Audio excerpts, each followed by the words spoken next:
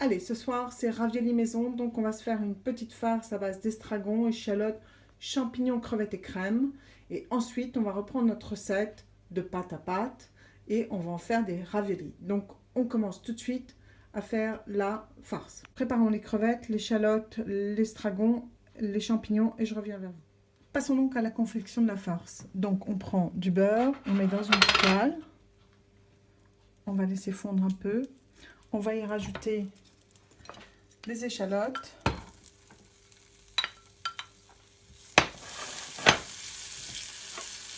Voilà. Une fois que les échalotes sont revenues, on va y mettre les champignons. On mélange bien. Voilà. On baisse un peu le feu et on rajoute un peu de sel. On laisse un peu suer. Voilà, maintenant que les champignons ont commencé à suer, on va prendre les crevettes que l'on a taillées en petites rondelles. On va mettre toutes les crevettes. On mélange. On mélange bien, on laisse quelques instants. Pardon. Voilà, et maintenant que c'est bien remué et bien mélangé, on va rajouter un petit peu de crème. Je vous laisserai tous les grammages et ce qu'il vous faut comme ingrédients en barre d'infos. Voilà. On va laisser un peu ensemble. On met du poivre. Un petit peu de sel à nouveau. Voilà. On a juste mis la crème pour que ça soit lié. Et maintenant, on rajoute de l'estragon. Voilà. Une fois que ce mélange est effectué, on arrête le feu et on réserve.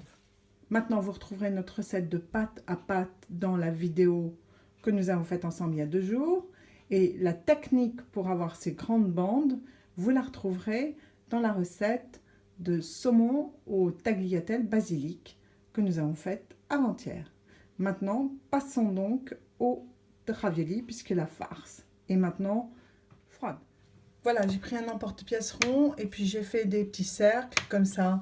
Maintenant, il ne me reste plus que des petits ronds de pâte afin que je puisse faire les raviolis. Après, libre à vous de faire des raviolis de toute taille, hein, même de toute forme. Hein. On va les faire ronds, j'en ai fait un peu plus rond, un moyen, un petit. Maintenant, on prend la pâte, on prend une cuillère et on remplit nos raviolis de pâte. Bien sûr, si vous en avez 150, hein, vous le faites à la poche. Hein.